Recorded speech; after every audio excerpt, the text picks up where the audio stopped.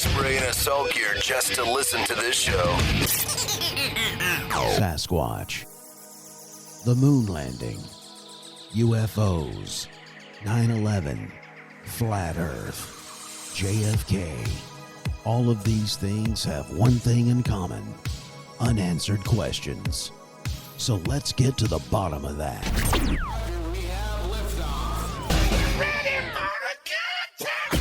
Now here's something completely random. Animals in action, animals in action. Random. We using that in the intro? Thank you and good night. Dice Man Enterprises exclusively presents a talk show that will get to the bottom of things once and for all. And now here's your host for Let's Get to the Bottom of That, a bunch of weirdos on a mic.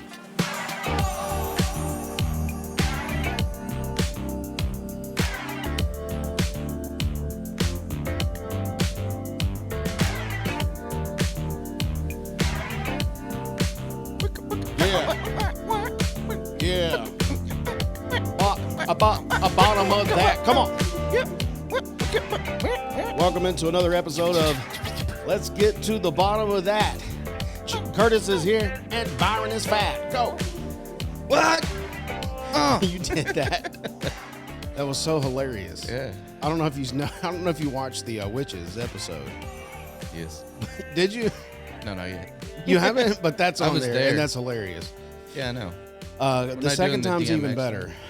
Welcome in, folks. This I forgot what we're even calling this. Let's call it Decoys of Deception. Oh boy. That's the title of the show. Yes. And you're probably wondering what that is. Well, you're going to find out quickly. Welcome in, Curtis. Hey, what's going on? Oh, I got the horns and everything.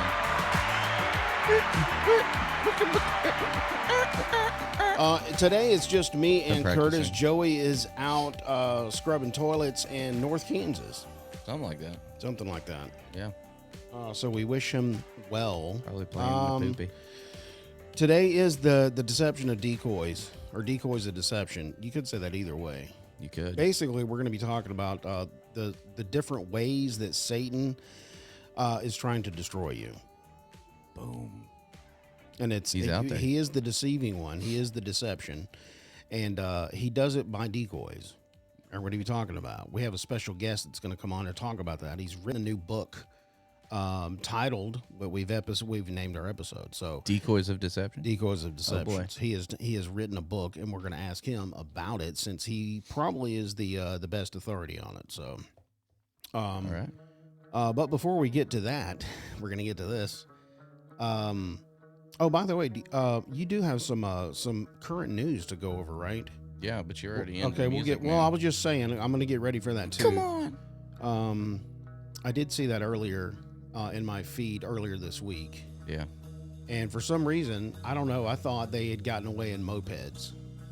Well, we'll But talk when about you it. read that story, it's different. So Yeah. somebody's lying something. Here's the question of the week. If you are familiar with our show, you can go on the Spotify mobile app, scroll right below the episode, and just vote for this question, and you become the smartest person in the room. The question is, what song clearly predicts the takeover of the USA by satanic communist? What the Satanic communist. communist? I thought all communists were satanic, by the way. So I'm just saying. Well, I think it's a political ideology. Is it A, American Pie? That's the song. B, All About That Bass by Megan Trainor, by the way. Not the trainer you want. Oh yeah. No. I've never heard it. All About That Bass. All About That Bass. That's Maybe we how it should goes. do that for karaoke. We should. Probably. Copacabana Coca-Cola. is one of the songs. And Born in the USSR. I've heard the USA, Born in the USA. I've never heard Born in the USSR. I probably should go back and listen Was to it that. back in the USSR? I From the don't- Beatles? I think the that's what I'm USSR. trying to remember, but Don't I'm know not how sure. lucky you are. boy. So one of these songs clearly predicts the takeover of the USA by satanic communists. I'm So gonna have to say American Pie. that's a good one. I I'm gonna have can't- to go Born in the USSR. That's so Okay. on the nose, but I'm gonna have to go with it. You know what I'm talking about? Yeah. But if you are the smartest person in the room, vote for your answer. Yeah. And tell us why. I want a detailed dissertation Oh, yeah, of put that in the exactly why you comments. believe that. And, yeah, if you got a good one, maybe we'll invite you on the show. Excellent. Somebody, you know, speaking of, we just got finished recording something. It'll drop in a couple of weeks or next week, I'm not sure. But we were talking about the Louvre. The Louvre. The Louvre. The Louvre. I think I did Louvre. pronounce it like that. I think that's how you What's have the to say it. Louvre? The Louvre? It's those little things that go up and down to let air in. Oh, that's right. It's probably what you see in your truck because you're working on your truck. Oh, man, You I've see a been little working on my Louvre. truck. Oh, my gosh. I've had a heck of a week, man. Heard a little annoying noise in my engine, and turns out it was a bad lifter. Oh, my gosh. And anybody who's car people know what I'm going through right now. Are you a car person? I am. Or you just get I'm in there and get 100% after it? YouTube certified now. Okay, so you just get in there and go, I need to fix this. I've got a buddy. It was going to pretty cost me cool, man. 10 grand. That's pretty cool. It was going to cost me $10,000 to get this fixed. Wow. And so my buddy's like, we could do this. And I was like, okay. And we started pulled the valve covers off. Then we pulled the heads off. And then we're down to the pistons where you see pistons. Pistons are pissing. Yeah. And we found, actually, I've got it right here. Yeah, let's look at it. I made a keychain for my buddy who's been helping me. There's the bad lifter. Let's go right here. Okay. A little closer. There's the bad lifter. Oh, it's out of focus. And then, Help me. here, give it to me. There's the bad lifter. There's the bad lifter. And then if you hear a noise in your engine, this little roller gets messed up sometimes. It did look a little So, junky. yeah, it's a little chunky. You can't see it on because we can't figure out how to focus Right, we our don't camera. have things here. It is what it is. Anyway, But anyway, you're tearing that thing down, trying to fix it, the lifter. Yeah. So you found that was bad. and to pay for it, I was thinking about planning a heist. Then I heard about one on the news. To pay for To it. pay for it. I'm just kidding. But no, the Louvre, which is it's a very well-known Art museum. in France. Yeah. Right. So it was robbed by 4 guys. Okay, 4 guys. And these guys, they pull up in a stolen, I think it was a stolen or rented box truck. Classic. And Let's steal already. yeah, We're already committed. sure. Right. Yeah. Right off the bat. Committed already. And then they pulled up. They got in a cherry picker boom lift. They climbed up onto the second or the first mezzanine or whatever it's called. Broke open a window. Okay. And then used glass cutters, like you see in freaking Mission Mission Impossible, yeah. to cut the hole open. And then they stole out. They walked out with like 76 million pounds of diamonds. Oh, wow. So they were in there including- specifically Yeah, for including like a diamonds. necklace that Napoleon gave to his first wife. Oh, I mean, snap. yeah. So like, there's no way they're moving these diamonds or these jewels, Right, because Yeah. everybody knows what they are. So Wow. unless there's just unless they were hired to do it and they already had a buyer, Sounds like they had it planned out. I guess. I mean, Oh, we're still in the box truck. We got the cherry picker. I think Catherine Zeta-Jones was there too, going under lasers and stuff. I don't know. Am I dating myself with how old that movie is? probably. What that Zorro? No, that was something Entrapment. else. Yeah. Yeah. Anyway, Oh man, did they get caught? not yet. Well, Are two guys got arrested. I guess the guys that were driving, they rode off on like mopeds or Oh, so that was motorcycles or part of it. something. I Yeah. did read that. Yeah, all 4 guys got on 2 different mopeds, so there was 2 guys on each one, and they Dude, took this off. was planned out. Yeah, Because think about it. I drove up in the stolen box truck, and Yeah. I have motorcycles or mopeds to get out of here. yeah, but they did it in the middle of the day. You're kidding It was like me. 9:30 a.m. I mean, surely somebody saw this. I Well, mean, of there's course. footage. Well, they were I've wearing high vis seen vests and camera stuff, footage so of they- a phone getting while they're driving down the road. Yeah, yeah. People are like, hey, I better videotape this. you Yeah. know? Hey, what you got in the bag? Yeah. It just has a big dollar sign on the side of it. For real. Anyway, Anyway, that's Oh. cool. so Well- yeah, no, I don't. I'm not gonna plan a heist All to right. pay for Well, my truck. that's cool that you're getting in there and just did your buddy is he the one that had the engine lift? We don't Did have you the gotta have engine that lift. TP thing and pull the whole, No, we're not. pulley? We're not What do even you- pulling the Oh, engine so out. it's okay. still So in- everything's in. Okay, yeah, gotcha. And in For hindsight, some reason, you showed me that picture. I thought it was out of the No. truck. it's in the truck. Oh, that's bold. And I say in hindsight, it was, because we're replacing the cam and everything. The cam is what makes the lifters go up and down. yeah. And the cam, we have to pull that out. We had to remove my radiator to do it, and the AC condenser and all this stuff. So it's like every single step requires like 4 more tools and 5 more pieces to be taken out and stuff like that. Yeah, it's crazy. So, yeah. Well, good luck to you, bro. Thanks. I hope you fix it. I hope that is the only problem. I hope when you put it back together, everything's working fine. Right. No extra and there's bolts. noises. Yeah, nothing's rattling around. Yeah. And it even cranks. Yeah. I hope it cranks up. I hope it cranks. It won't right now because I have the starter removed. So that's awesome. Hey, today we're going to be joined by a special guest. His name's Dr. Jimmy Sites. I'm not sure if he goes by Dr. Jimmy Sites or if he is actually. He can tell us when he gets on the. Yeah, he can tell us when he gets on the show. But here's his book, Decoys of Deception, by Dr. Jimmy Sites. I'm sure he will go by Jimmy Sites. Just call me Jimmy or just call me Sites. But Dr. Jimmy Sites is a seasoned veteran as a speaker. Okay, number one. So he served several years as the preaching minister at a large church in Nashville, Tennessee. And his speaking engagements have taken him to over 25 countries across the world. He's spoken to football teams like the Denver Broncos. He's spoken to Fortune 500 companies, private and public schools, universities, government agencies, senates, churches, numerous youth festivals. Probably, if you can name something that he's been at it. Outdoor conventions, wild game dinners. Yeah. He's been interviewed by TV and radio. So I don't know why he's here at all with us. And top-notch podcast. So I don't know why he's with us. He can add that to his repertoire. Right. He has a podcast on YouTube. I don't know if I searched for it on Spotify, but I'll ask him if it's there when we get him on. But we'll have all of his socials. Yeah, we'll get all those things when we're interviewing, but this resume, I'm not sure why he's with us today. Well, but I do know why, because it's because of Curtis. I met Jimmy at a men's retreat called Hitting the Mark out in Paola, Kansas. My dad and I were going to this, and I actually hadn't heard of him before, and I don't run in certain circles, I guess, but to be honest, I was a little skeptical when he started talking. I was like, oh, this is going to be the same kind of message I've heard. And he actually surprised me with his analogies, and it speaks to, the guy's heart,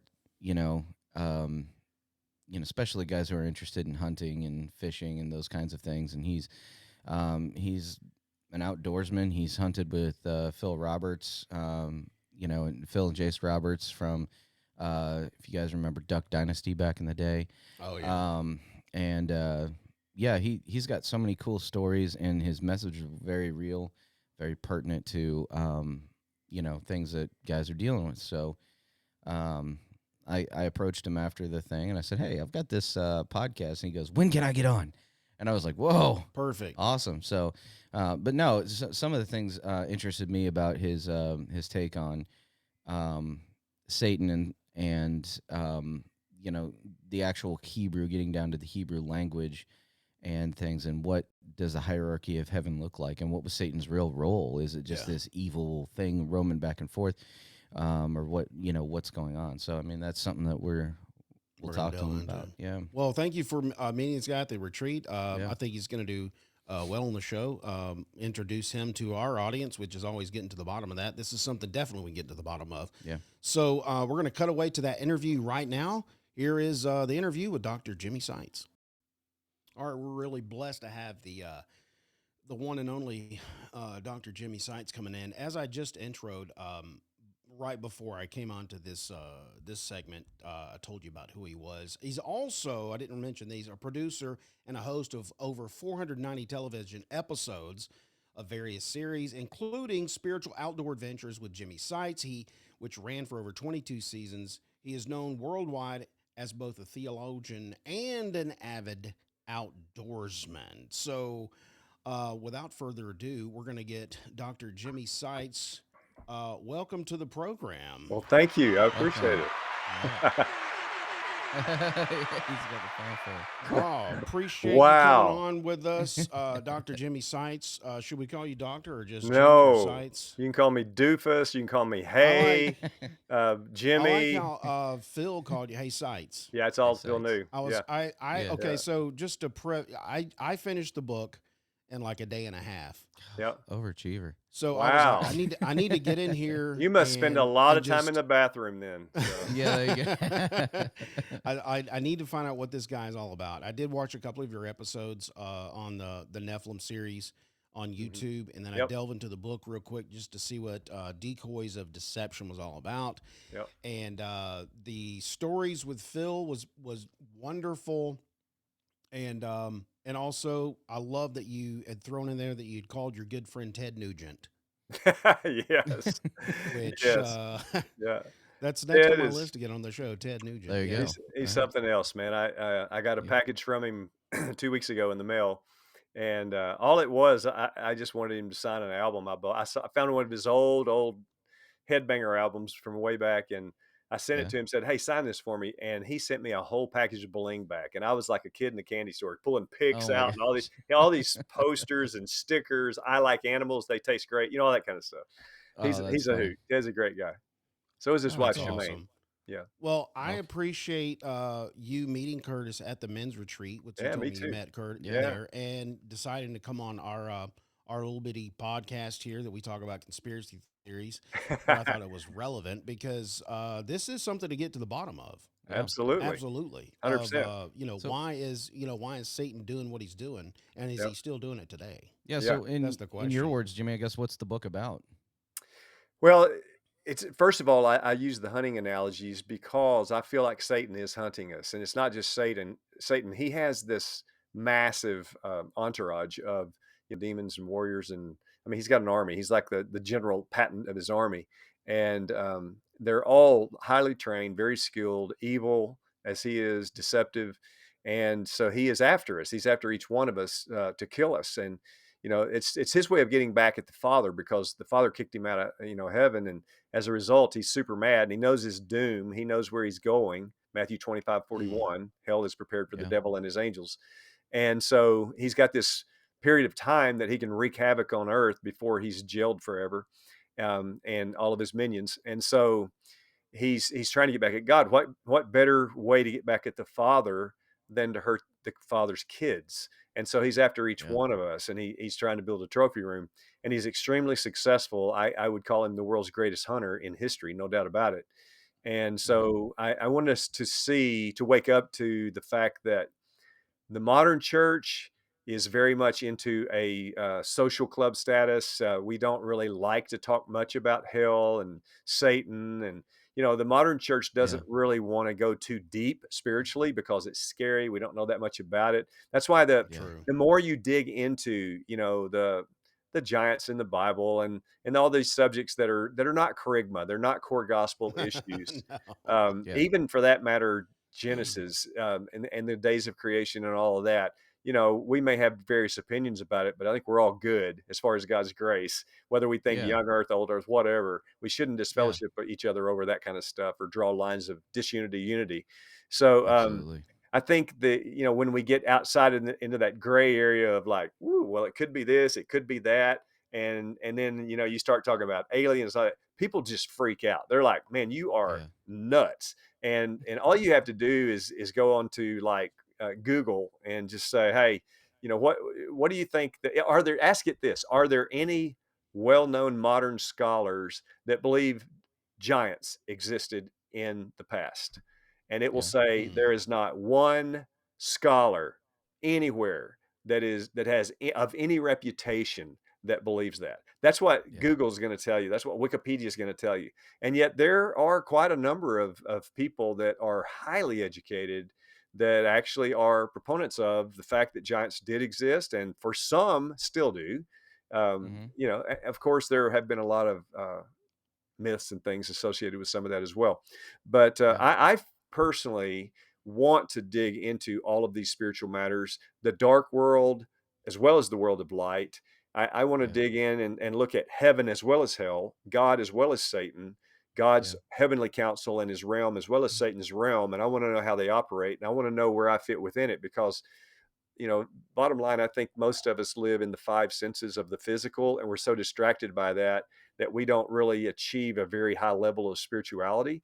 But if we Yeah. open ourselves up to what's really going on out there simultaneously with us, there Yeah. is a war that is raging in the heavenly realms, and it's around us. And if we had our eyes open to, like some of the people in the Bible had their eyes open to see things, we would Yeah. probably die. Or at least Oh like the yeah. Oh, Apostle 100%. John on Yeah. Patmos, we would faint. you Oh know, yeah.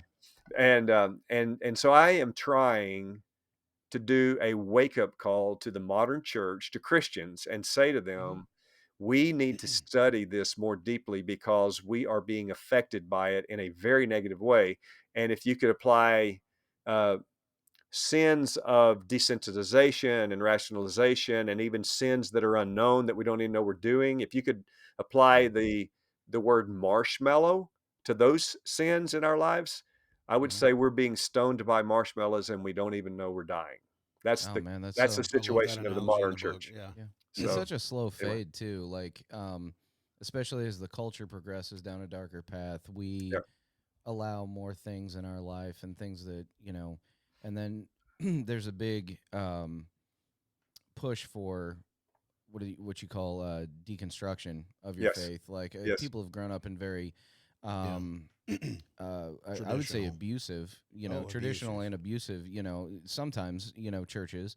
yeah, And when you find a church home that's not that way, you can, and they give you space to wrestle with God. hmm You start, but you don't see a lot of books that are dealing with sin. It's more like, how can you feel good as a person? Because we spent so much time, self-help books. um, yeah, so with self-help books, and then poo-pooing that and saying, Yeah, I don't know how many times in growing up, I had, every sermon was, if you left feeling good, you didn't really hear the sermon. You know what I mean? right. Yeah, exactly.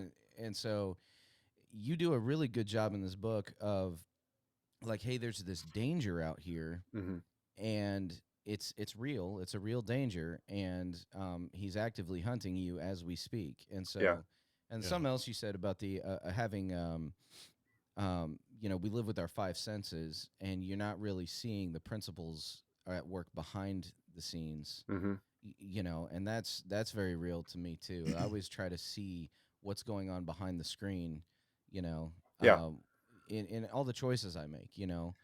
yeah. I would Um, say that as I look back at my life, I've always been a person, and I didn't set out to be this type of person, but I've always been a person that if you say to me I can't, then I will do everything I can to prove you wrong, and I will do it. Oh, yeah, good one. yeah, Yeah. I also paint outside the lines, color yeah, outside the lines. I don't stay on the connect the dots. Maybe yeah, because to me that's boring. yeah, And I want to explore, and that's why I'm an adventurer. That's why I go all over the world, explore and do crazy things, and go, into the Amazon jungle with Stone Age Indians that have killed everybody that came in there, basically, other than Steve Saint and his crew, and so yeah, I want to do that kind of stuff, and I raised my kids to be that way, and my family's been on a lot of crazy adventures with me, including that one. So yeah, I want to do the same with the Bible. I don't want to just take for granted or take for status quo what the preacher is saying or what other books are saying or whatever. I want to test it like the Bereans did. The Bereans did that, and even the Apostle Paul was speaking to them, teaching them, and they would test what he said daily to make sure that what he was saying was true. And yeah, so they were testing the word, which they were called more noble because they did that. They yeah, didn't just accept the tenets of faith that were handed to them, they tested them all. So yeah, by the time I ended up doing my doctoral dissertation, I did it on the role of doubt as part of faith formation.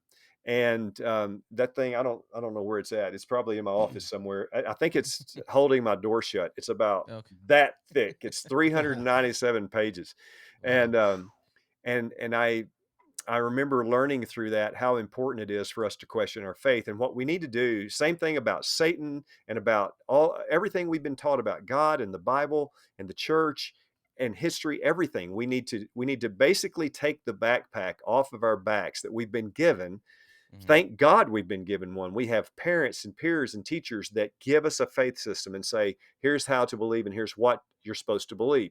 And so we carry that initially as a projected faith onto us. That's how we first have faith. It's the same way we learn to talk. We would never learn to talk if we were not first talked to. Okay. Oh, that's And good. and Good so one. we would never know to have faith if we were not shown how to have faith and what faith to have first. So initially, we're the mirror image of our parents and peers' faith, but Yeah. that's not our own. That is a projected faith on us. And so there comes a time, very important time, to question that. So we take the backpack off, unzip it, and take every single thing out and lay it out on a table. And one at a time, we pick it up and we hold it up to the light, just like a jeweler does a very precious gem to test its authenticity. And we do that according to the Word of God. We hold it up to the light of the Word of God, only that, nothing else. And if we find that it is authentic, it is taught in the Word, we put it back in our backpack. If we find it's not authentic and that we've been given something that is inaccurate, we don't browbeat the people that taught us that. We just take that and discard it because we're not going to claim it as our own now, even though it was posted upon us. And that's okay. And so we're going to pack our own backpack back in, and we may even find some new items that were never given to us as we're studying the Word, and we put that in Yes. there. Now, once we've done that, we have integrated our faith, and so no longer is it projected upon us. Now it's integrated within us, and it is ours. We own our own faith. Most people in the church have not done that. And man, I love that that's why we analogy. struggle so much. And so the Yeah. book, when I wrote Decoys of Deception, that's what it is. It's that many pages. It's 100 and something pages more than the publisher wanted. I can tell you that Yeah. right now. But it's because I was going through the process of unpacking my backpack of everything I had been told about Satan and everything I believed about Satan. And I learned so much writing this book. And I also learned that I have a whole lot more to learn. I don't know everything on this subject. And as a matter of fact, I've enjoyed listening to one of your long podcasts. I think it's an hour and 30 minutes. And I learned some stuff They from get up you there. guys already. So I'm going to listen to your other ones on that same topic. Okay. Oh, thanks. Yeah. Probably in my deer stand. I Yeah, know. you go. Yeah. There you go. Everybody probably knows the word deception, Mhm. but why did you choose the word decoy for the title of this? Very simply because I believe that the use of decoys is one of the things that fools animals very well. And I used the duck hunting analogy with Phil Robertson when Phil and I were hunting at the Burn and other great holes that he had there on his place. And Phil really was a master at knowing how to use the decoy. In duck hunting, it would be very, very difficult to call a mallard or a duck in without decoys.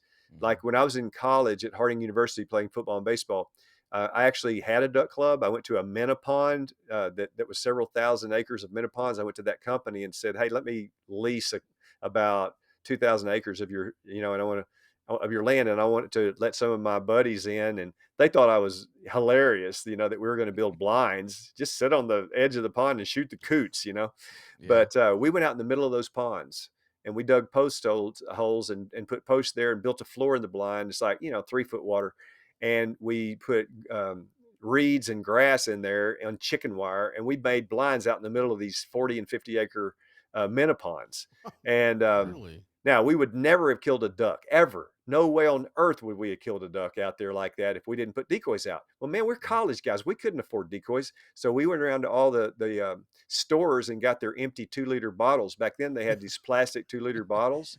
Yeah. And we got some string and some rocks, and we painted those bottles black like coots. They look just like coots. Okay. And we'd set about 100 to the right and about 100 to the left, and then we would take about 6 real decoys and kind of put them in the V out there. And then we put a strand behind us. And we did this on each of one of the places that we put a deal up. On opening day, we had 12 guys out there in different ponds, and we killed 120 ducks. Oh my And gosh. it's because of the decoys Wow. that we did that. We had to draw them in. You can use the decoys for whitetail, a decoys for turkey. I mean, whatever it is. And so that's why I felt like the decoy analogy for what Satan does to us is very accurate, because he places decoys in Okay. our life. So we're And the so we game. have to, yes, we're the game. He's the hunter. He's using the hunting strategy, and he's out to decoy us. He's already got a a journal. I have a hunting journal here on my desk that I keep my notes in about what deer's on my hit list. He's got a hit list. He knows what trails we use. He knows what Yeah. flavor of food we like. Like in the book, it's the blood popsicle for the Oh, I wolf. love that story. My gosh. Yeah, chilling story. Oh my gosh. But anyway, he uses the same exact strategies that I use to outsmart these super old whitetails, or when I'm on an elk hunt, or if I'm going on whatever, if I'm trying to call in a turkey or kill a duck or even catch a fish. It's the same way. You're deceiving an animal into thinking that it's safe so that you can kill it. It's deceiving a fish into thinking it's getting a morsel that's good to eat so you can yank it completely out of its environment and it can suffocate. So Okay. it's the same thing with us. He's building a trophy room. Okay, Yeah. so in a sense, all the hunting outdoors stuff that you've done, you've attributed that to decoys. Yes. And as human beings being the hunted, are you wanting us to find out where the decoys are? Find in out our life? what the How do we see decoys these are. decoys Yes. Find out what they are, where they are, and also we need to and see them for what they understand. are, a decoy? Exactly. And we need to also understand the weapons with which Satan is hunting. And I spend about the whole middle section of the book, for almost 100 pages, is talking about the strategy and the weapons of Satan. Yeah. And so that's really important. And you touched on it a little bit when you talk about the destruction. What'd you call it? Is a D word. Deconstruction. Deconstruction. Thank you. Yeah. Yeah. That when you talk about the deconstructionism that's going on in the church, what he has led some of the Christians to believe in now is what's known as progressive Christianity, Oh and my that's gosh. deconstructionism. And what it is, it just goes back to the first Christian heresy of Gnosticism and Docetism. That's the first heresy that John the Apostle was dealing with around the 70s and the 80s AD. That's what he wrote first and second, well, really second and third John are letters addressing that first heresy. And he tells us what to do, and he's very strong. He's like, you don't have anything to do with them. You cut them off. You got to have tough love against them. Is what you got to do. And that's what we need to do about progressive Christianity. But most people, I ask people all the time in the church, have you ever heard of progressive Christianity? I never get more than about 8 to 10% of people saying, that they even know what it is. And so the devil has snuck that one in big time as a decoy and as a That's strategy. a decoy. That's a Well, I decoy feel- and a strategy. Yes. Yeah. So deconstruction is kind of like a negative term. You're deconstructing all this stuff. I like your analogy of taking off your backpack and analyzing Yes. everything in it. And I think Yeah. I guess maybe I'm in a period of that with myself. Like, I call it deconstruction, but it's not that. It's what is the bedrock of my faith? What is the bedrock of who I am? And then those things actually inform my decisions day to day. Yep. To where I can, like when I say I'm pulling back the blind and I'm looking back, what is the principle behind this decision? Yep. What is the principle behind not cheating at work or cheating, on my spouse or cheat, you know what I mean? Like, Yes. those kinds of things. Like I want to be a person who is honest and have integrity. I want to be a person, and then also the bedrock of your faith in the sense of like, what are the things that are absolutely important for your faith? And I think one of these things, this leads to another question. It was, like what makes people susceptible to that deception and these decoys out there? I try not to answer it before I ask the question, but I think it's going to vary. The answer is going to vary because what you like might be different than what I like. But I can guarantee you one thing: Satan knows, because he's going to have studied us. Now, when I say Satan, that doesn't mean that he is omnipotent, omnipresent, everything like God is, because he can't be. He's not. And so Satan has this organization that is amazingly structured, well trained. Think of the largest army in the universe, and that's what you're dealing with here. And so he's going to have either one or more of his entities assigned to every human being on this earth that he needs to go after. And there are some people who have nothing to do with God, and Satan doesn't have to work to get them. But for those of us who do believe, he's working. And the more we believe and the more we're growing, the more he's going to have some kind of game plan. So it's kind of like a it's kind of like a playbook, or not a playbook. It's kind of like a scout book. Like I was hunting with Coach Jeff Fisher when he was the head coach for the Titans. That one day we were bird hunting, and I was always joking with Jeff every time we hunted together. I thought, man, I want to try out for the Titans. I played college quarterback, and you're paying your backup quarterback $4 million a year. I would play for 100,000. Just, Yeah. I mean, are you kidding me? Come on, give me a tryout. Give me a tryout. Yeah. And so one day he said, well, Jimmy, I'm going to be honest with you. We do have a file on you. And I said, you do? He goes, yeah. Wow. He said, it's actually it's a pretty thick file on you. And I said, really? And he goes, yeah, the problem is when we saw that you misspelled your name on your ACT, we decided not to get you. Oh, no. I was like, you dog. I couldn't believe he said that to me. But anyway, I was nervous. Yeah, he was really throwing me under the bus. But we always had a good time. But that file, Satan's got one, or his entities, they have one on each one of us, and they know what flavor of popsicle we like. Back to the wolf story. He knows our trails. I use trail cameras. That's crazy. I was on 950 trail camera clips yesterday, looking at the pattern of this big 8-point I'm trying to kill. He's old, he's big, and he's smart, and he's very nocturnal, but I'm watching him very closely. And I know which way he's coming in now. I know which way he's leaving. I know about how long he'll stay in my area on my scents or on the acorns that are in there or whatever. And I'm putting together my strategy on him. I'm scouting him in the same way that when I pitched in college and also in semi-pro ball for the Cardinals. When I pitched, I always studied the other team. I always knew what their batters would do on a curveball or versus a knuckleball or a splitter or whatever, or a fastball. I knew where they predominantly got all their hits. Was it left field, right field? I mean, I literally studied this stuff like crazy. That's the playbook on the other team. Satan has a playbook on you and on me. And he's, I guarantee it 100%, he's got a strategy on what it's going to take to get us killed. That's it. Yeah, absolutely. Yep. Yeah.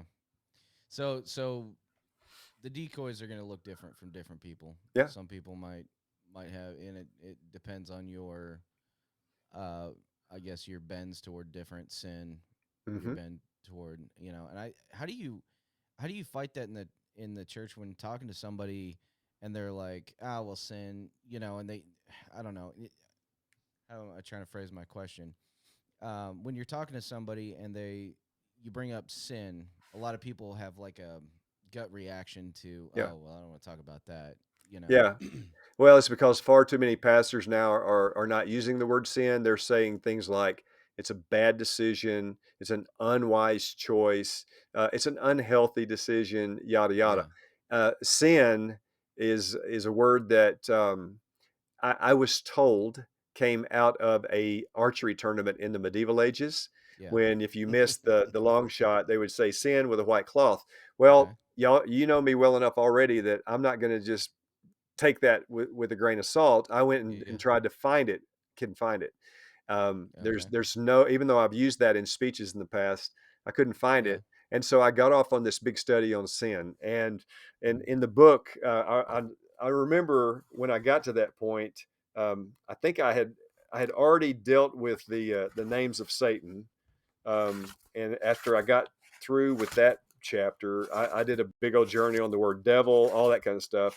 Then we get to Satan in the Old Testament. Did not have a clue that he didn't appear until all the way into the book of Job.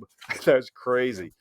But when I got to the word sin, I remember the chart, and I apologize for not being able to find it quickly, but here it is. Okay. It's okay. By the way, were you looking at that? I was amazed at the more amount of names for Satan that I didn't know. Me too. I had like maybe 4, but the more I dug, the more I was like, what? Like, and even that word Lucifer. I mean, when I got into that study on the word Lucifer and I kept tracing it backwards, I had to really change my idea of what Lucifer stands for. I don't know, talk about this real quick, because I have heard this. I have heard this, and I may be incorrect in what my thought process in hearing this, but I heard that Satan or the devil doesn't actually have a name. These are all just titles. I've heard that. The thing is, it seems to be like that, right?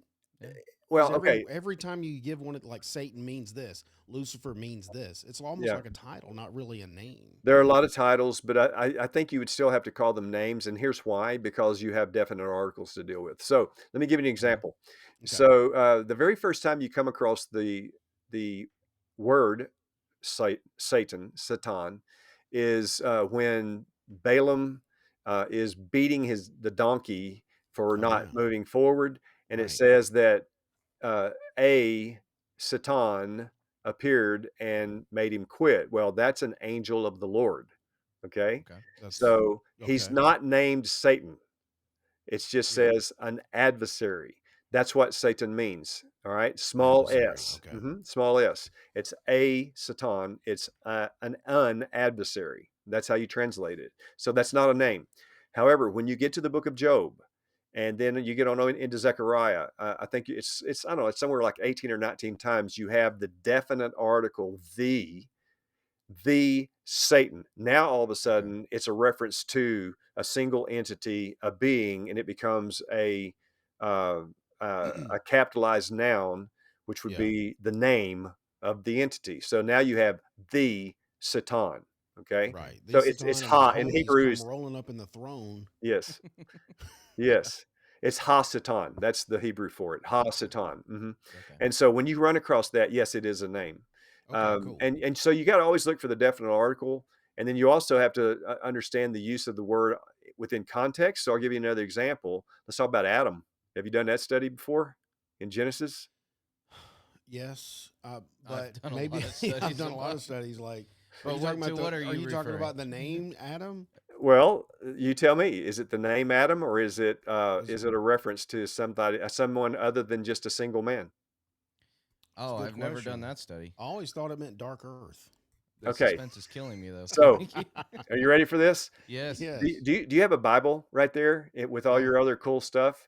Go to Genesis chapter 1. I would have to take my headphones off and go get mine. It's upstairs, but Let me just go. look up Genesis 1 and find that passage. It's down around verse 19, 20, 21 in there where God says, let us make man in our image. Find that let's verse. go. Okay, here's the lights. Yeah, you're going to have Okay, several then God, days. here's the waters. And Yeah, keep going. Oh, here. So God, here we go. It's in 26. Yeah, read that right there. Then Okay. God said, "Let us make man in our Wait, image." what? God said what? So Then God said, Yeah. God said, "Let us." Let make us. Man, Who's us? Us. Ah, yeah. "Look, I've done that study. I know." Oh, what you're yes, I've talking done that about." Okay, study. Yeah. so I we're know not where going to you're get going down. now. We're not going to get down on the Trinity or not the Trinity, or is it the heavenly council? Now, let us make what? Man. Okay, in that's our the image. Hebrew word Are you sure? Adam. Adam. Adam. Okay. Adam. Adam. Yeah. Okay, it's small a, and it is translated in the English translation just by the way they write this verse. So keep reading, and I'm going to show you what Okay. it is. After our likeness, and let them have dominion. Wait, what? over Let how many? Whoa, How many? whoa. them. How many? Them. Oh, Them. Keep going. Them. Wait a Have minute. dominion over the fish of the sea, and over the birds of the heavens, and over the livestock, and over all the earth, Yeah. and over every creeping thing that creeps on the earth. Yeah. So God created man in his own image. In the image of God, he created him. Male Here- and female. Hey, hang he on. created Drum them. roll. Drum roll. Yeah. Well, Male and female, he created what? Them. The first reference in the Bible to mankind in creation is a reference to plurality, men and women, in the garden in Eden. Okay? Yes. All right. Okay. That's the Hebrew word Adam. So, how on earth do you get this one single dude called Adam? Yeah. Well, it's context. It's context. That's going to be chapter 2. And you have what appears to be a different creation story. But look, this is not a problem. I address it in the book. This is not a problem. You don't have to freak out, and you don't have to unfriend me over this because unfollow you on first of YouTube. all, it's Hebrew, dude. It's Hebrew. Yeah. Hebrew is poetic. It is metaphoric. It has all these things. And I'm not saying this is a made up story. I'm just simply saying that when a Right. person writes in Hebrew, and we're reading it with with Western glasses forget on, it. thousands of years later, we don't even have a clue what You it don't really understand. means. Right. It's like yes. that's trying to read the mind of a peacock. I mean, we are looking in Western lenses with reading backwards into the Bible, whereas it's written in Eastern literature. It's not linear in the way we think. Linear being all based on a timeline in history. They're outside of that. They're circular. it just keeps doing this and this and this and this and this. And so they have no problem. The writer of Genesis had no problem in using chapter 1 to be about God. And that's why you have 32 occurrences of the word God. And he's 31 times out of 32, he is the subject of the verb. Oh yeah, I like God that chart. created. Yeah. And so that is not an issue whatsoever. It's not a scientific account of creation. It's a theological account. It's saying God is creator. Now you get to chapter 2 and they could care less if the days are out of order, if they singled out one guy or not, or any of that stuff. They don't care about that because you've already established the fact God's the creator. Now they're trying to show how beautiful and wonderful this special creation in God's image is. Yeah. Wow.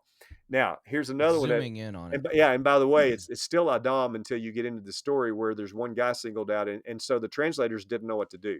It's still the word Adam, and so they're like, well, because of the context, and it's one guy now, let's just call him.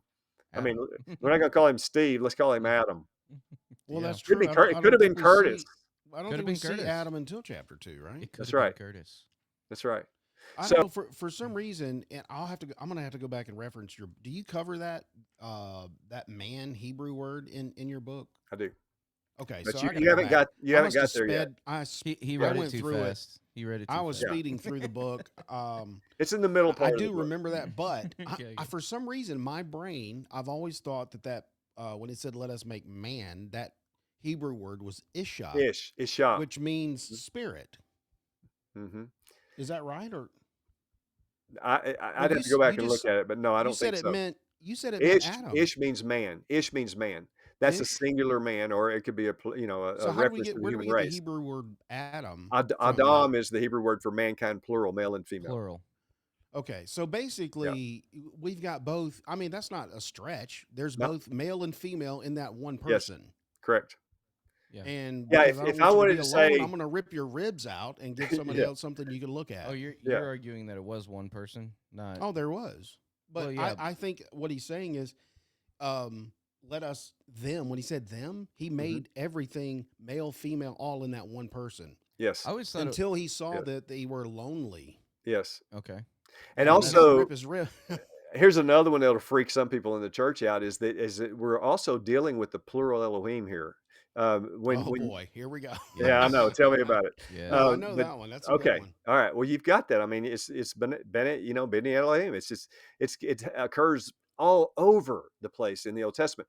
Does that mean there's more than one God? No, it means that it's a reference to God and the heavenly beings. And who do you think God was talking to? Hey, watch this. God's one of the biggest rednecks when he says that. Hey, watch this. I'm about to do something you've never seen before. This is going to blow your mind.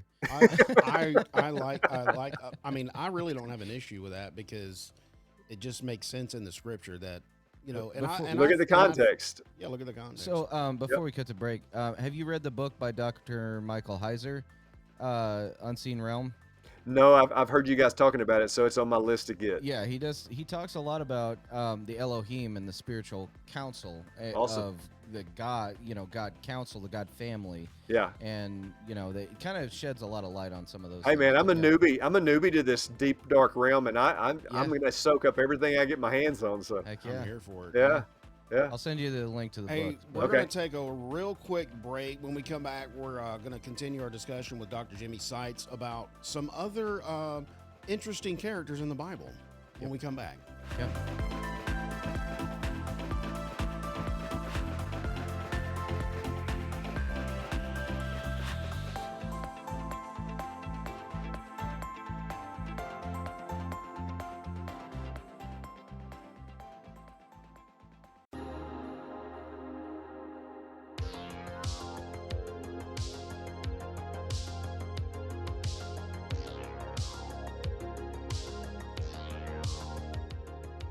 Welcome back to Let's Get to the Bottom of That. We are here in studio. We have a special guest today, Dr. Jimmy Seitz. We were just discussing some interesting language used in Genesis 1, which I thought was very intriguing. So I don't know where we're going to jump off on here with extra... so when I met extra Jimmy, biblical weird characters in the... Oh, you know what? Go ahead and finish that. I've got a question for Jimmy when we get back into it. All right. Remind me to talk about this because I got a question about the Watchers. Okay. Yeah, that's Okay, where. so go ahead. So when I met Jimmy, he was speaking at a men's retreat, Paola, Kansas, and it's called Hitting the Mark. And we were talking all about, and he captured my attention with the story of the blood popsicle. Oh my gosh. And I've actually thought about that almost daily terrifying. since then. You guys need to pick up the book and read that story. It's puts things into perspective. But one of the things that he that kind of piqued my interest was when he was talking about Job and how Satan, God asked Satan, like, where did you come from? He's like, I was roaming to and from in the earth. And then God was like, hey, have you seen my servant? And so Jimmy had some really interesting ideas and from study, not just off the top of his head, I'm assuming, right, Jimmy? I hope so. Yeah, I hope so. Right. Of maybe the spiritual hierarchy and some of the things. I don't know if you just want to delve into your view of who Satan is, who he was, kind of. There's a lot of we think of this one big, like, almost anti-God. Yeah. But what is he really? I'm glad you asked that Yeah, because that's good question. going to lead into my question I have. Yeah, it will. Yeah. Okay. So I could be wrong. Okay. And the things that I'm going to discuss in relation to this answer, I might change my mind on 6 months from now. My next book may say, "No, I used to believe this, but I believe that." So I'm going to clarify all of that at the very beginning. Also, these are not matters of salvation. These are just simply those peripheral issues that I enjoy talking about. I like So Yeah. I'm going to look at it as if I'm a movie producer and I'm working with a script that I've created to try to tell a missional movie, a movie that's got a message. Okay. That has a good message that turns out well, because I produce things and I am a storyteller, and so that's how I decided I wanted to go at this whole thing with Satan and try to imagine what the scenes would look like if I were a movie producer producing, like when he comes to the council and in front of God in the story of Job, or when he comes to Zechariah with the high priest Joshua, or when he appears to Jesus in the temptation in the New Testament, whatever. Even at the garden and the cross, I tried to paint stories that would be, and portray who he is as a figure. And he changes, he morphs. He's a morphing figure from someone who looks like an angel of light to someone who's a freaking 7-headed dragon with fire coming out of his mouth. I mean, are you kidding me? Whose tail can sweep the stars out. So scariest of all scary. So that's Satan. And he does have various names, and he does have various forms, and we need to understand that that he started out as one of the heavenly beings. How can you get kicked out of heaven if you don't start in heaven? And he did get kicked out. We do know that, and it's not just legend; it's fact. It's mentioned in the Bible. But he started out, probably, my theory is he was probably a cherubim. And the hierarchy of heaven, as I understand it, you have God, and then you have the archangels. We do know there are two mentioned in Scripture. We have the archangel that's the messenger, that's Gabriel, and we have the archangel who's the leader of the Lord's army, and that's Michael. Or Michael. And there are probably many, many, many other archangels as well. And then you have cherubim and seraphim, and the cherubim are these crazy winged creatures with eyes and all this kind of stuff. They would probably scare you to death if you saw one. And same with the cherubim. Seraphim are flutting around and all that. They're made to just protect God around his throne and worship him all the time. Not necessarily protect him, but worship him and be around him. But the cherubim, I think they're there to praise God and to do God's will and do God's mission. And so I kind of see them as the soldiers or they're really the special forces that are trained to do whatever the mission calls for, no matter how hard it is or how crazy it is. They're the ones that would go on that mission, while the seraphim would stay there. The seraphs would stay there and just worship God, lead the 24 elders in worship, and the literally hundreds of millions or billions of angels that are there as well. And so that's why when I talk about the throne room of God, we have these ideas, of a throne room looking like some castle in Europe. No, not at all. There are at least two different scriptures in the Bible where it mentions how many, one's in Revelation, one's in the Old Testament, where it mentions how many angels were present in the throne room of God, and it's like 10 million is what it equates to. I mean, can you imagine a college stadium not Yeah. seating 120,000, but seating 10 million. How big would that be? 10 Massive. million. All right. Or Absolutely. 100 million or 100 billion. See, we don't understand. We don't have a clue from our human perspective because we're so limited in the way we think. So I'm trying to paint Yeah. these pictures, right? I believe Satan was most likely a cherub that was sent on assignment. And when God created the world and he created Eden and he put mankind within it, I believe that he assigned Satan along with a group of special forces, which we learn later from Enoch in the intertestamental period of apocalyptic literature, were called the Watchers. That word, I think, is most likely the way that the Jewish people, by the end of the Old Testament, understood the beginning of the world. Is that there were some of these cherubim that were sent to be watchers, or maybe they were special angels sent with some cherubim.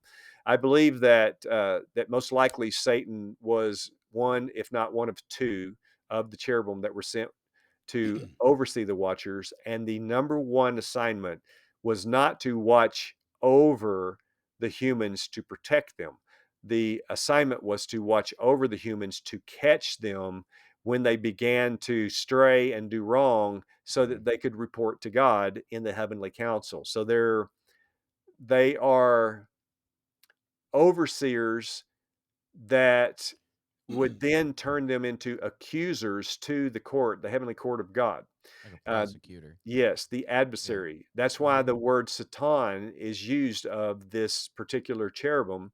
He is he would be the guy in a court case who would be the not the defense lawyer, but the what? Prosecuting The attorney. prosecutor. Yeah. So he's the prosecutor, so to speak. And so that was his assignment. He was sent to Earth on assignment with 200 watchers. Just one of these angelic heavenly beings that would be known as a watcher would be so catastrophic to humans if humans went up against them that he could probably wipe out a third of the Earth's population. So you got 200 of these dudes overseen by one or two of these cherubs that are just amazing. And I think that Satan was so amazing and so caught up in what God had with being omnipotent, omnipresent, omniscient, all the omnis, and he wanted that. And it started to go to his head that he had such a huge position that he wanted to take God's position. And so that's when it started going wrong on earth. And when these sons of God is really what that's talking about, saw the daughters of men and how beautiful they were because they're made in the image of God, then they intermarried, and that's where you have the giant race, the Nephilim, all of those, and there are many different terms that are used in the Bible of these races as well. And I do believe that this happened, and you have the spawn, the demons, and all of this race was beginning to go, and that's therefore why you have the flood. That's why you have the destruction of Canaan, total kill everybody, all this stuff that goes on. I address all of this in my series on YouTube called Giants and Giant Slayers of the Bible. And We'll put the link so down there. yeah, thank you. And so Satan is the leader of all this. Now, here's where you and I are probably going to differ. I'm probably going to differ with most people. I believe that the reason Satan and the Watchers had access to God in the Job story, which, by the way, is the oldest literature of the Old Testament. So most likely Abram, when he came from Ur of the Chaldees all the way to, he stopped halfway along the way for a while until his dad died. Then he finished it out, came up through Syria, came down to Tel Dan at the very north end, and came straight down. And guess what? He went right by Nimrod's castle. All right. That's my theory. And Nimrod was one of the first great giant kings that had the biggest kingdom on earth. He's also a great bow hunter. And he was against God. He started the building of the Tower of Babel, which confused the language. All of this, that's all Nimrod. Abraham went right by. I have been on Nimrod's castle and seen the gates of Dan from the castle. Okay. And so I have a whole 3 or 4 lessons on all that in that series. But Abram comes in, and with him, he brings the story of Job. And so the Hebrews took it and made it their own. They took a Chaldean story and made it their own. And so in so doing, they have Satan coming, Satan, the Satan, coming with the Watchers, and they have an audience with God. How did they have an audience with God if they've already been kicked out? And how did they have another audience with him at the end of Job? How does Satan have an audience with God at the end of the Old Testament in the book of Zechariah when the high priest is being put on trial, not on trial, but Satan's accusing him to try to get him on trial. And God basically says, and the archangel says, you need to just shut up, leave him alone. It is after that point that Satan will no longer have access to God. So at some point from there on, maybe he got really ticked off at Michael for treating him in the way that he did in that council. Maybe Michael had enough too, but we know they go at it, man. And it's a 21-day war. And Michael finally beats him and he gets kicked out of heaven. That had to have been done before Jesus was born, before God came to earth incarnate. But I don't think it was done before the end of the Old Testament period, or it was right at the end of the Old Testament period. So I believe about the shutdown. I'm talking about the fall of Satan. I'm talking about when okay. Satan and all of those beings get kicked out of the heavenly realms. It's at the end of the Old Testament. That's why you have Satan and them having access to God and the heavenly throne room. They could come and go because they were on assignment. I always thought in my, just think, I don't know. I don't know if I about scripture, but I always thought Jesus was what stopped everything with the whole, they couldn't roam up in the throne room anymore after Jesus ascended. That's what I always thought. Okay. Like, no, you're not coming here anymore. The blood's been spilled. You're done. You know what I'm saying? Your clock has started. Yeah. The only problem with that is that Jesus says to his apostles, I saw Satan fall like a star from heaven, light from heaven. I saw him fall. Excuse me. Yeah. And so he Maybe no that's longer, when he was he ascending, doesn't is have when I saw dominion him on you. fall. No, it was before that. It was while they were out on Oh, one that's of their, right. He said, I saw him fall. yeah, he's on one of their peripatetic At some point, teaching he fell. escapades. So yeah, At some point.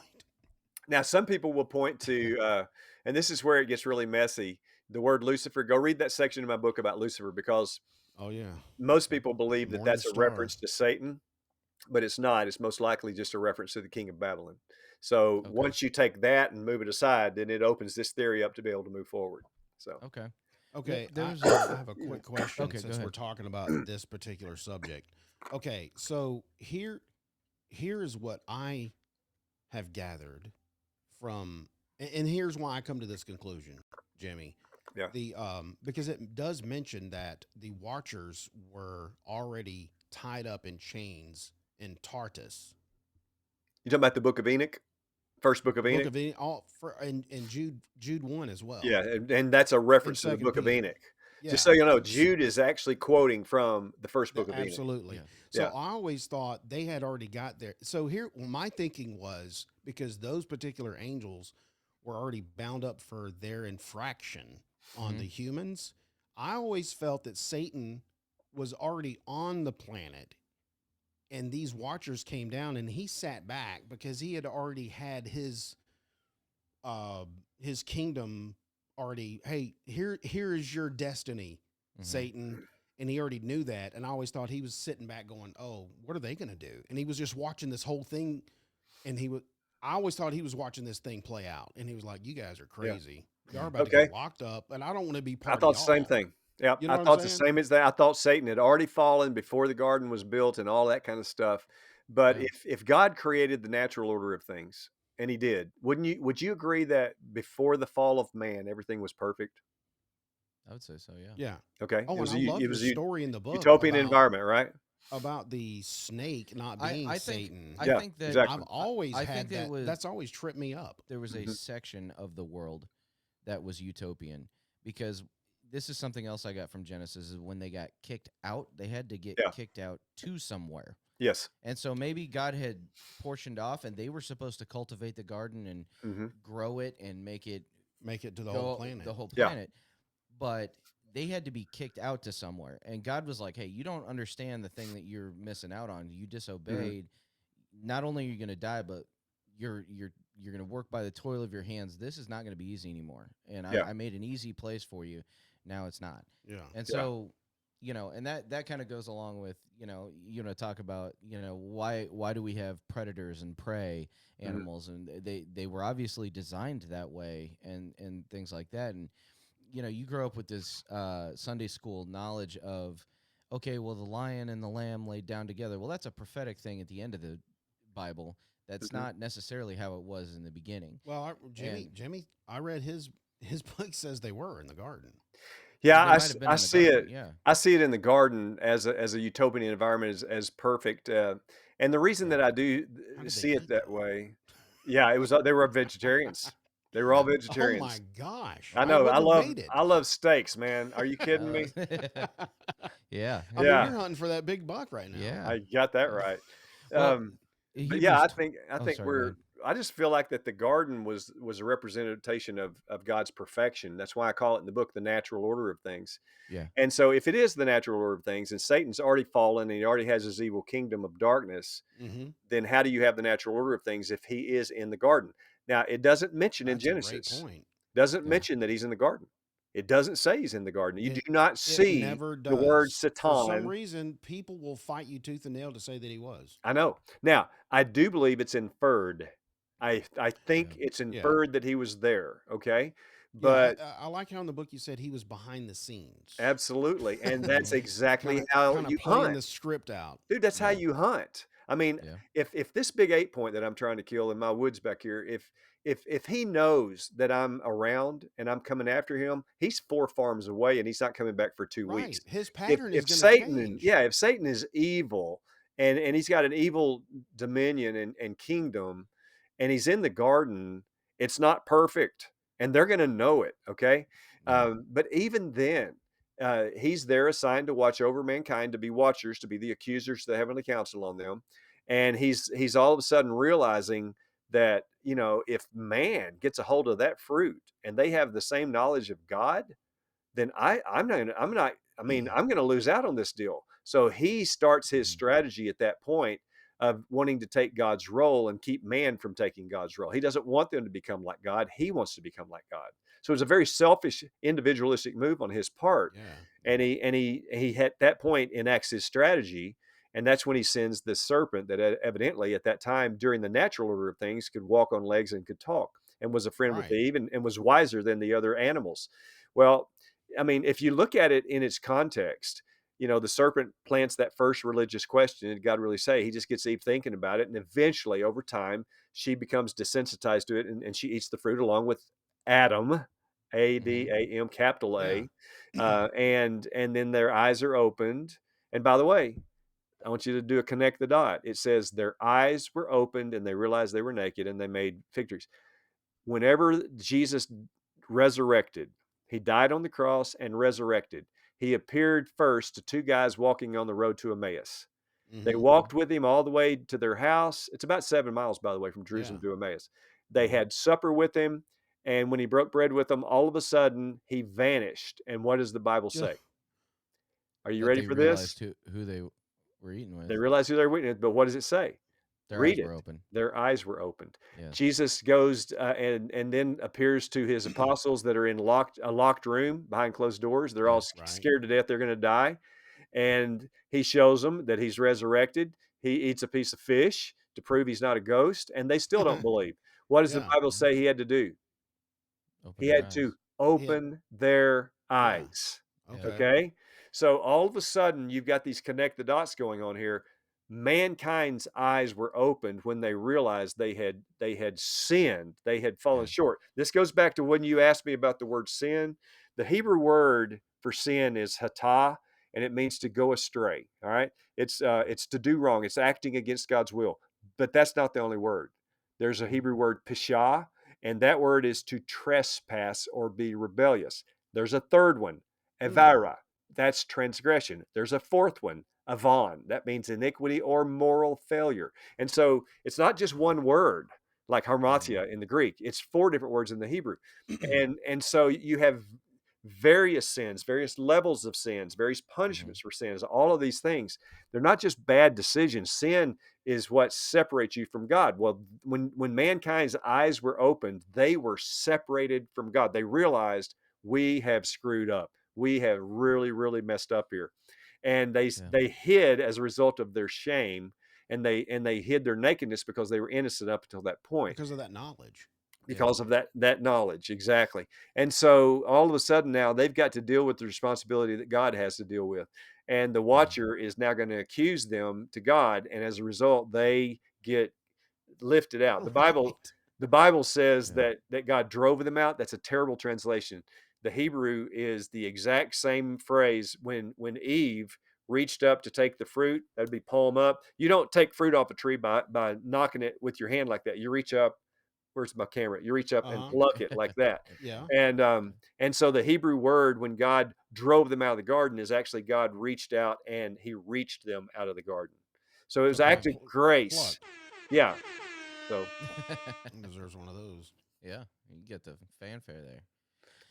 Well, so since you broke that all down, is on those the bunch of levels of sin, is there a difference in those Hebrew words in the and I'm trying to break this down as a verb, or I'll ask my question.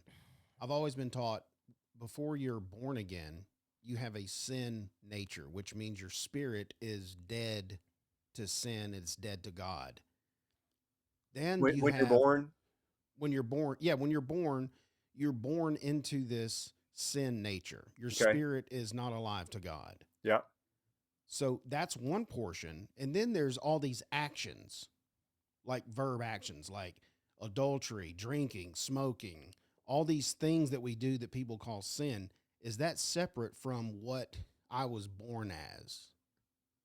Okay, so you're getting into See what I'm saying? Calvinistic doctrine and predestination and all those kind of doctrines. I'm just saying when I'm born again, Are you born in I'm sin? alive to God. So my spirit's alive. So I don't have a sin nature anymore, but I still do actions. Yeah, you still sin. You still sin. Behavioral. Yeah, you still No, you still sin. Right. Period. But is my nature clean now? Okay, here's the deal. I do not believe that we are born to inherit the sins of our parents. So when I'm a baby coming out of the womb, I don't come out as a lost being. Okay. I don't come out as a person that has sin. All right.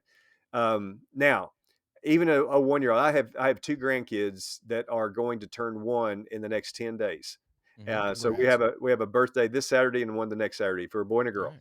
So Stetson and Josephine.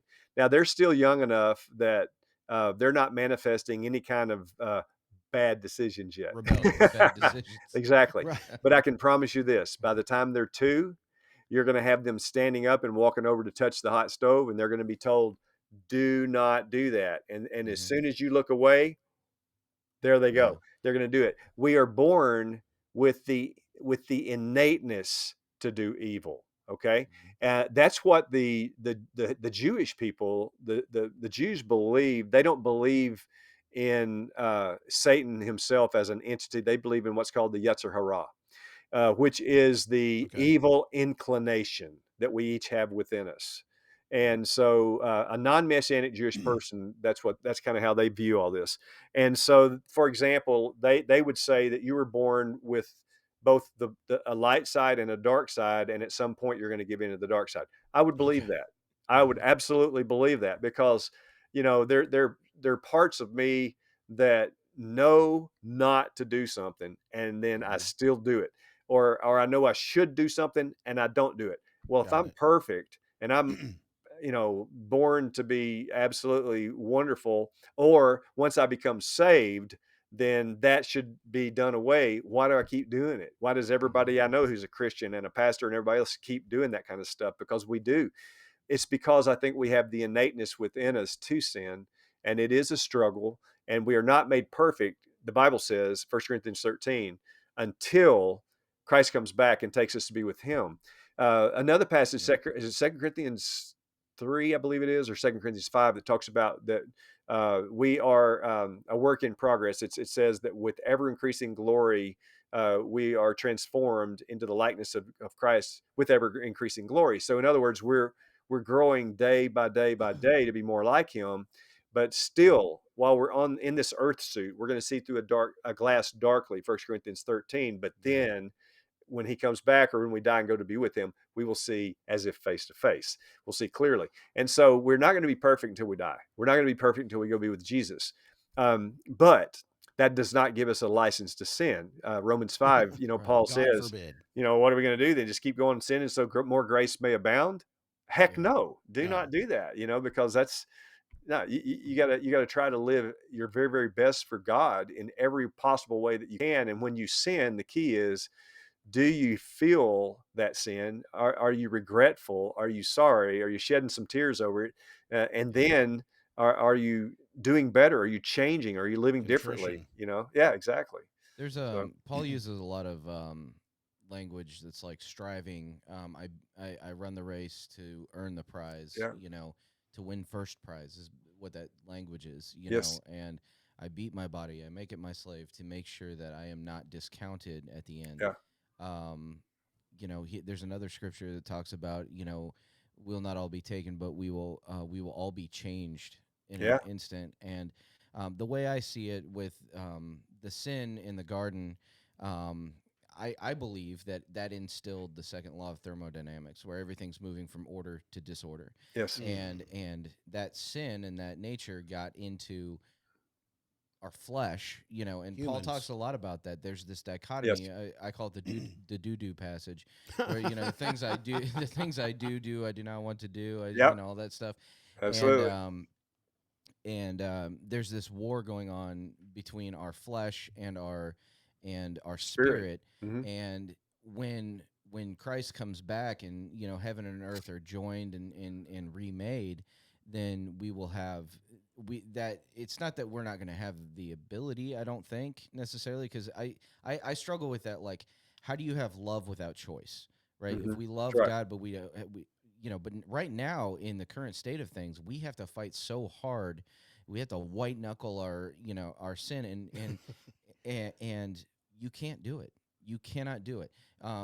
If Judaism has proven anything, and in Jesus in Matthew chapters 5-7 took Judaism and all those rules that they had, and he stepped it up.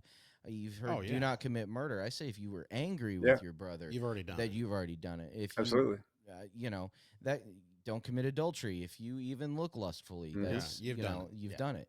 Yep. And so he's taking. Well, he just made it impossible for you to live up to God's standards. Exactly. So there's no Well, way. and even the progression in the Old Testament. That's why we need a savior. They had the Ten Yeah, Commandments given yeah, at first, and then that moved into the giving of the law, Yeah. in yeah. Leviticus, and then Deuteronomy, second giving of the law, and then you're like, oh man, every time it gets okay. Well, this is gonna get more Hey, it's because 613 commands, yes, Yeah. not and I just think 10. right. No, I know now that's now it's right. even more, and now there's festivals and all this stuff, and that's Yeah, there's a whole study to be done on that. But I think at the changing of everything, when Christ comes back, however you believe that's going to happen, that we will be changed, and that sin nature it'll be a weight lifted off our shoulders. yes, And the people that are the remnant of God, the people that have been following God, the reason that Christ had to die was because we couldn't do it. yes, If exactly. we could have earned our way into heaven, Hmm. Well, I mean, then everybody's wretched. We couldn't have done right, it. we Jesus couldn't. was the only Yeah, one that was not wretched. Yeah, exactly. and so I want to go back to um, the verse that you quoted, or yeah, referenced, Philippians 3:14.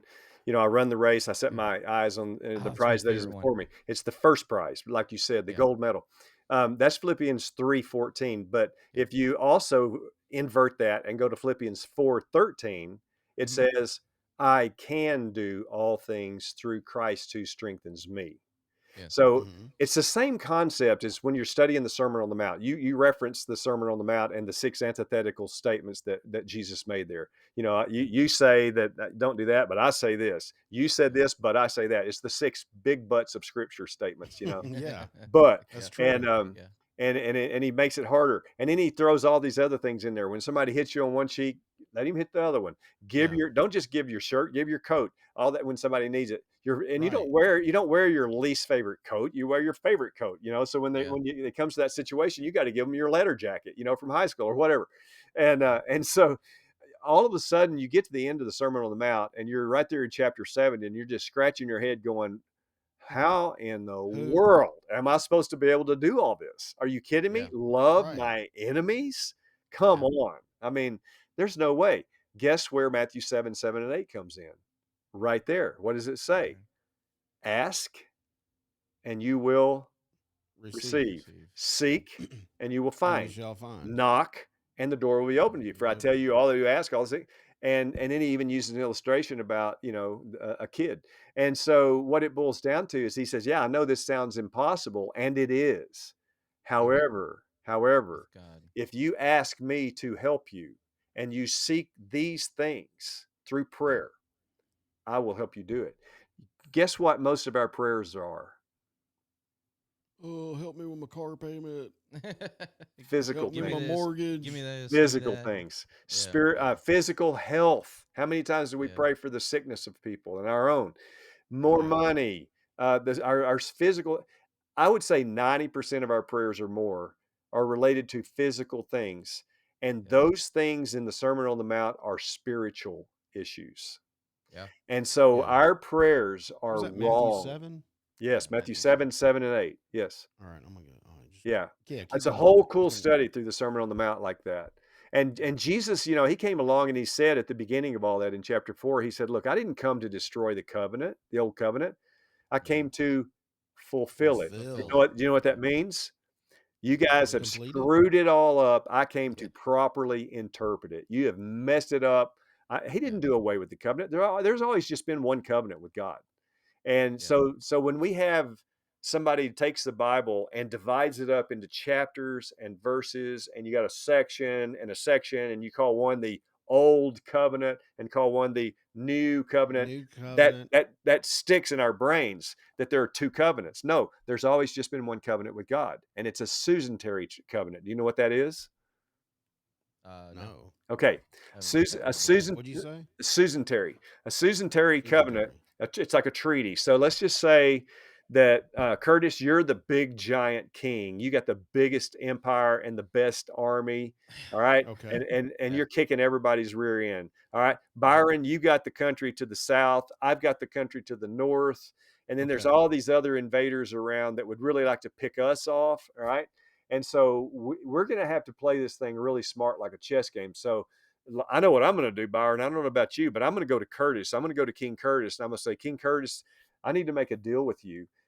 If I give you all of my best hunting and fishing spots, and I pay you 40% of the taxes of my country, and I give you all of the best virgins, for your boys, and all of this stuff, whatever it is that you want to come up with, man, if you'll do that, I'll be willing to do all of that if you'll protect me. So anybody who comes against me, you bring your army down and kick their rear end and keep me safe. All right.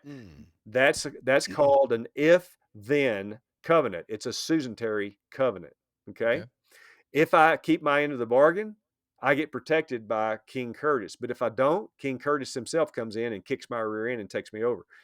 Yeah. The covenant with God is a Susanary covenant. Now, I want you to put me to the test on this. Read your Bible from Genesis to Revelation. Get a huge notebook. It's got to be about that thick, and write down every if-then concept that you come across. Okay. If you I'm gonna start forgive, doing that. Heck yeah. okay. If you forgive people of their sins, then my Father who is in heaven will forgive you. But if you do not forgive, then there's no forgiveness for you. There are if-thens all over the Bible. And you can say, well, that's going to lead to works righteousness. No, it's not. It's a covenant. It's a covenant. Covenants have to have laws. My deer camp has a covenant of laws, and nobody can break them. And if you have a good covenant of laws, you got a good deer camp. But if you don't have a covenant, you don't have laws, and people just do whatever they want, your deer camp's not going to last. You're going to have infighting, and it's going to be terrible, and people are going to break the rules, and people are going to get mad, and you're going to have fight, all this kind of stuff.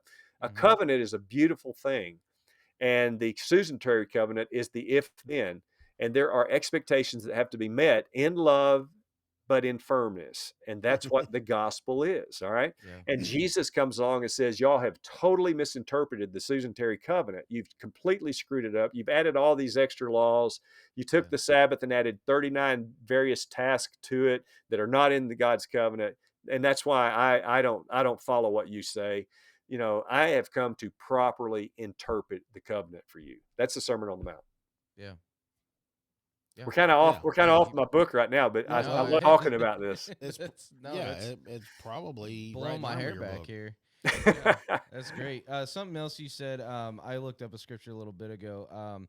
We were talking about the watchers in Hebrews 12, verse 1. It says, "Therefore, since we are surrounded by so great a cloud of witnesses, let us also lay aside every weight and sin which clings so closely, and let us run with endurance the race that is set out before us, looking to Jesus, the founder and perfecter of our faith, who, for the joy that was set before him, endured the cross, despising its shame, and seated at the right hand of the throne of God." Yeah. But the watchers there, I was wondering, like, is it just all the people in church that are like, you weren't in church this Sunday, is this the watchers that we're talking about, or was this like a spiritual watchers? Well, it's witnesses. The word is witnesses. Witnesses, Yeah, and the great Sorry, I said a watchers. great cloud of witnesses.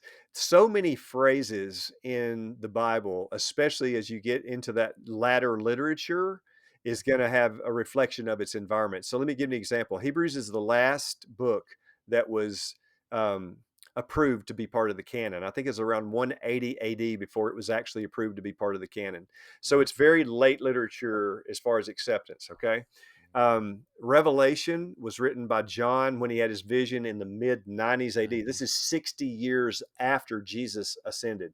This is decades after Peter was killed and most of the apostles were killed, all of his buddies, and here he is, the old man on Patmos.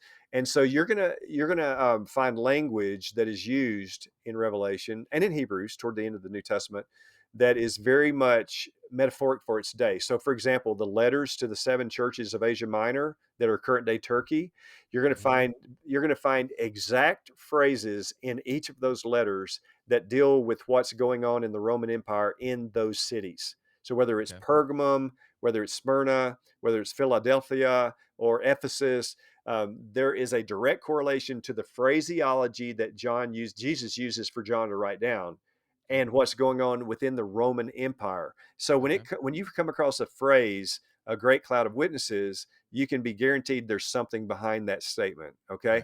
Right. And the witnesses in that case tie in with Hebrews 11, the honor roll of the faithful. You've got all these people that were martyred.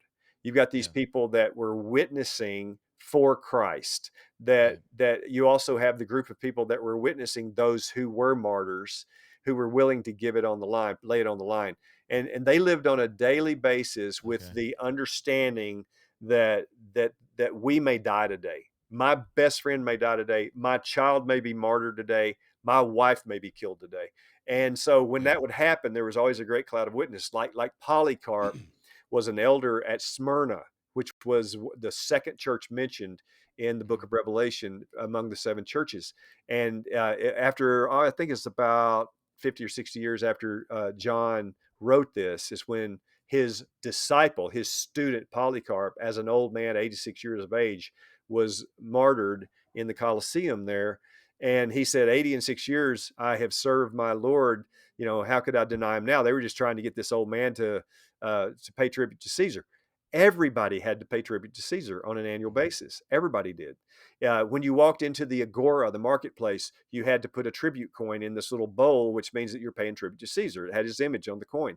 Well, the Christians wouldn't go to the marketplace because they didn't want to pay tribute to Caesar. So they stayed away from there. So they couldn't do commerce. If they tried to have a little booth in there and they were known as Christians, nobody would do commerce with them. So they were super poor. Then when it came time for them to make their public confession, like at the games or at an arena where everybody stands up, boy, they wouldn't go because, what if they get caught not standing up or whatever? But if they got caught in this, they would be the ones that would be the spectacle for the games, and they would be put down there.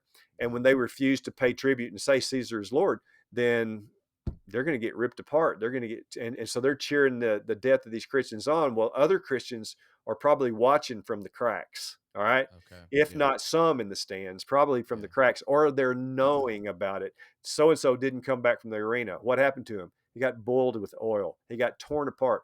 So the witnesses are cheering these martyrs on. And then you have the same witnesses in heaven. If you go over to chapter 5, 6, 7 in Revelation, then you have the great witnesses around the throne. And these are the martyrs. And they're wearing white robes that are washed in the blood of the Lamb, the greatest witness. So you take all of this information, you put it all together, and that's your stew for understanding what you just quoted out of Hebrews. Yeah. Okay. There we go. Wow, I don't think it's like a bunch of watchers from heaven just looking at us. Yeah. I mean, I didn't know. Like, I never understood that particular passage, and I knew it had, That makes sense. Hebrew ties, and when you read Hebrews, it's a little different than the rest of the Right. stories because it's written to the Hebrew crowd, and so Yep. understanding what was going on in that time. There's another book I'm reading is the New Testament in its time. hmm I think it's N.T. Wright wrote that one. I love and N.T. Wright. His book yeah, on the resurrection is about that thick. Is the best I've yeah. ever read on it. Yeah. Or what was it? Surprised by Hope or something like that. I think there's another one I read, and but yeah, that's great. So putting that into perspective, that it was a cloud of witnesses surrounding. I mean, sometimes you get into this metaphysical, start talking about Satan and accusers and like the angels and all that other stuff, and you're like, well, is that what they were talking about? But I think that's cool. It cleared it up. Thank you. Well, I don't know if I muddied the water more than I cleared it, but No, I mean, anyway. I'm gonna shift gears and try to land the plane here. Let's talk real quick about the Basecamp 101. Yeah. Has that already started, or are you No. still in production? Still in production. We've actually got everything filmed for the most part, except for just a few little stand-ups. But we're in post-production on that. We have the sizzle reel done. We have the making of documentary done. We have episode 1 pretty much done, and then we've edited about a half of the other 10 episodes. And we are ready now to shop it to networks. So we're just in the process now of reaching out to the big streaming services and the big networks. So we're going to go first to, like, for example, Netflix, Amazon Prime, maybe Angel, some of those. Talk to maybe Discovery Channel, History Channel, see if we can't get it on a really big, wide scale platform, and it will probably air in 2026. That's awesome. It's a huge endeavor, a very expensive endeavor, and I didn't realize how much so when I got into it, actually. I was going to ask you, what can viewers expect from that Basecamp 101, and how does it differ from your earlier production? Yeah, Spiritual Outdoor Adventures was just a regular budget outdoor show, and by that I mean it doesn't hold a candle to the budgets of the big NBC, ABC, CBS type shows. We have small budgets, and a lot of times it's just you and a buddy that has a camera, and you're out, hunting and trying to get a deer, and then you talk about it. And for me, I would add a spiritual analogy to it. Now, I did produce on a higher level than most people did. Most outdoor shows last 2 years. Ours lasted 22, and it could have gone longer. But God made it very clear, put it in syndication, you got another project to do, or 2. So I did this book and this new TV show. This TV show, Basecamp, is a big crew. We had 15 crew, and which is a skeleton crew for a lot of big shows. But for us, it's huge. We had 32 people on set. We filmed for 16 days with teenagers. And here's the idea. We want to get teenagers and children back outside again.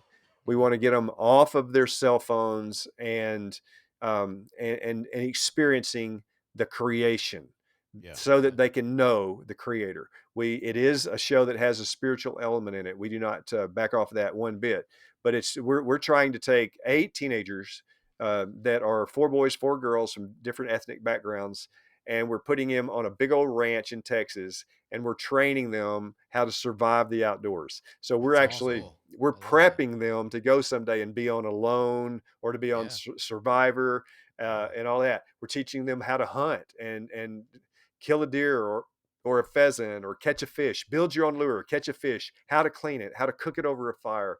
How do you outsmart a deer and kill it? How do you skin it and prep it? And then how do you cook it?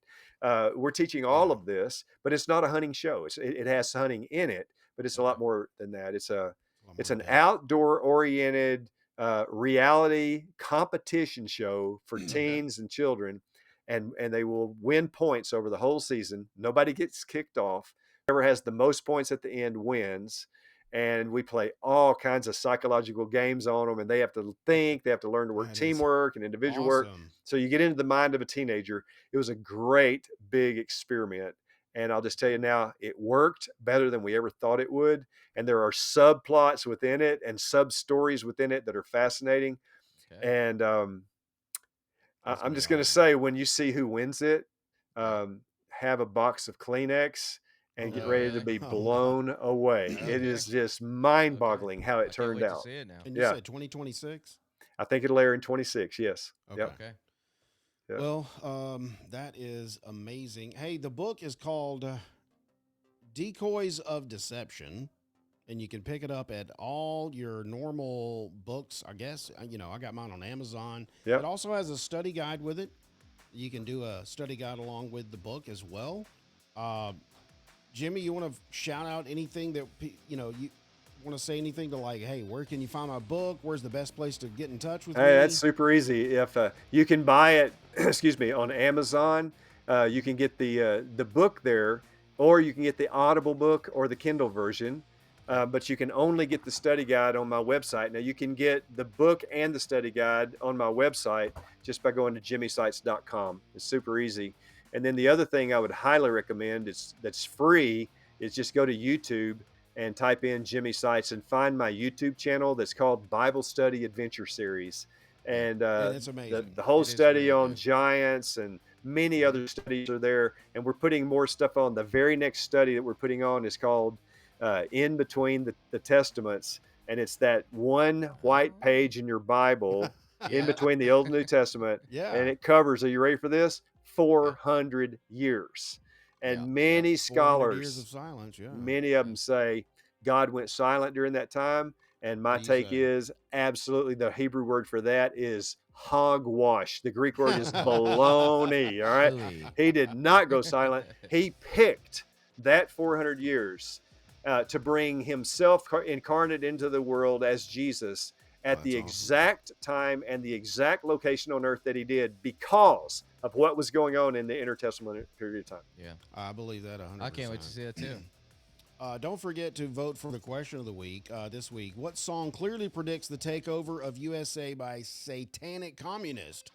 Was it the American Pie song, all about that bass? Was it Coco Cabana or Born in the USSR? Scroll below this episode and vote for this. You'll be the smartest person in the room. And I appreciate you so much coming on our show, Jimmy. Thank you, Jimmy. Absolutely. It was a It's pleasure. been an honor. And Thank you. also, keep one fist in the goal, one foot in the gutter. Always get to the bottom of that. And make sure you tune in next week. You might hear Jimmy say this. Well, I can guarantee you one thing: deer poop tastes a whole lot better than Hershey's Kisses. Amen.